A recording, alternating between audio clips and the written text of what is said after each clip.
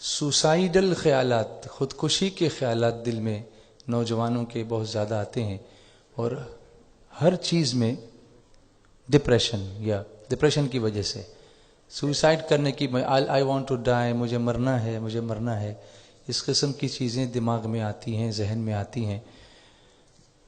اس کو کیسے دور کریں؟ بات یہ تھی کہ اگر کوئی انسان اسٹریس سے باہر نکلنا چاہتا ہے، غم سے باہر نکلنا چاہتا ہے، تو ایزی سولوشن یہ ہے کہ جو کچھ اللہ نے دیا ہے اس پر راضی رہے. اور میں آپ کو بتاؤں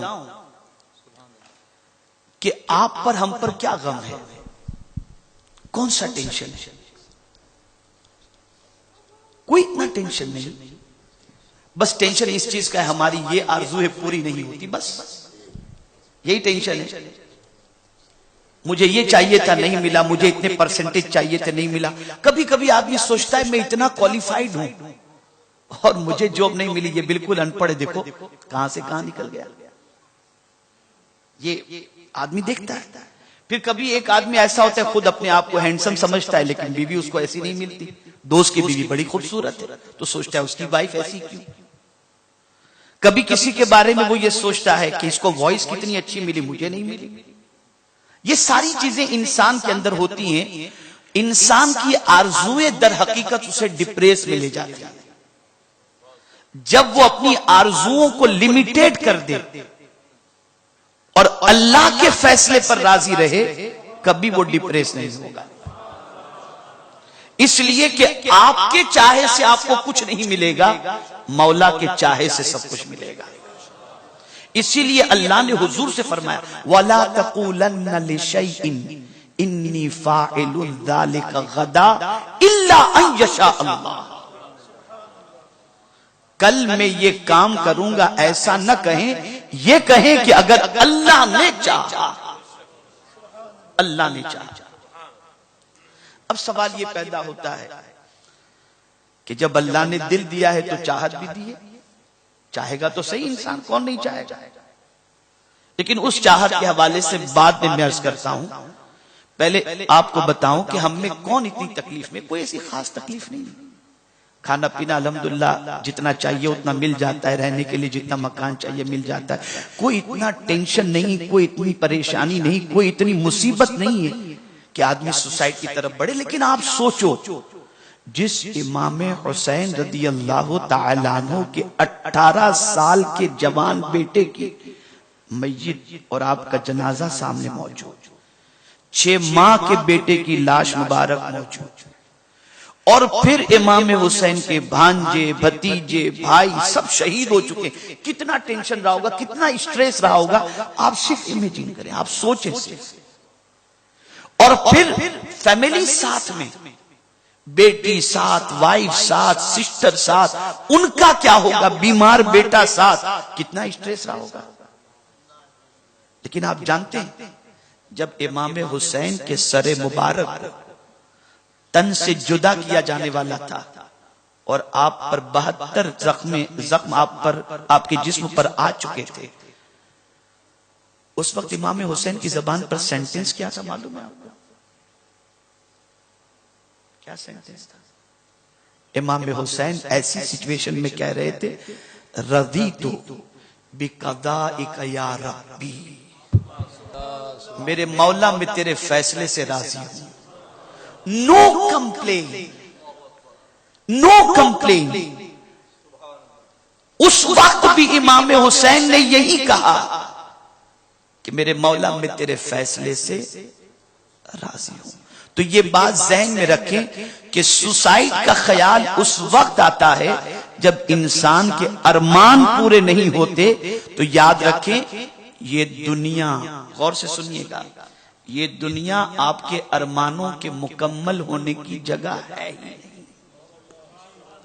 یہاں آپ کے ارمان سب پورے نہیں ہوں گے، ورنہ سب ارمان یہی کرتے میں پرائم منسٹر بن جاؤں، میں پریسیڈنٹ بن جاؤں، میں بادشاہ بن جاؤں. سب یہی ارمان کرتے، کوئی تھوڑی چاہتا ہے کہ غریب رہے. تو سب کے ارمان تو پورے نہیں ہو سکتے. یہ دنیا ارمان پورے ہونے کی ہے ہی نہیں. ارمان پورے ہوں گے جنت میں. وَلَكُمْ فِيهَا مَا تَشْتَهِي أَنفُسُكُمْ وَلَكُمْ فِيهَا مَا تَدَّعُونَ. قیامت میں تم جو چاہو گے مولا تمہیں عطا فرما دے گا. وہاں تم جو چاہو گے تمہارے سامنے پریزنٹ. دنیا میں جو مولا چاہتا ہے وہ کرو, جنت میں تم جو چاہو گے مولا کی طرف سے ہو جائے گا. تو یہ سوچ اور یہ تھنکنگ کا کریکشن ضروری ہے کہ اس دنیا میں وہ شخص سب سے زیادہ خوش ہے جس کی آرزویں لمیٹیڈ ہوں.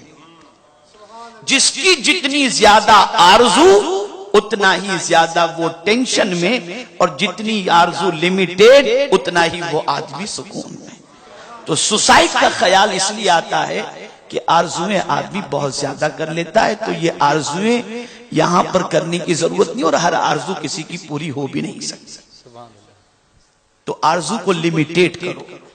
اور اسی لیے میرے آقا صلی اللہ علیہ وسلم نے ارشاد فرمایا, دین کے معاملے میں اپنے سے بہتر کو دیکھو اور دنیا کے معاملے میں اپنے سے کمتر کو دیکھو. کبھی تمہیں ٹینشن نہیں ہوگا. اگر تم خود کے مکان میں رہتے ہو تو رینٹ پہ رہنے والوں کو دیکھو, رینٹ پہ جو رہتے ہیں ہوم لیس جو ہیں ان کو دیکھیں, تو انشاءاللہ اللہ کا شکر ادا کرنے کا جذبہ پیدا ہوگا, اور کبھی سوسائڈ کا خیال نہیں. اور سوسائڈ اور مسلمان یہ خیال بھی ذہن میں نہیں آنا چاہیے.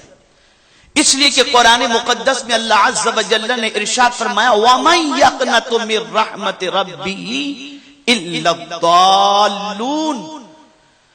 اللہ کی رحمت سے وہ مایوس ہوتا ہے جو گمراہ ہے. تو آپ رحمت سے مایوس کیوں ہوتے؟ اس کی ذات بہت عرف و اعلیٰ ہے. وہ پلک کے جھپکتے سارے سولوشن, سارے پرابلم سولو کر دے گا. اور اسی لیے میرے آقا صلی اللہ علیہ وسلم نے ایک عمل بتایا, جو اس عمل کو کرے گا سرکار صلی اللہ علیہ وسلم فرماتے ہیں وہ ٹینشن لیس ہو جائے گا.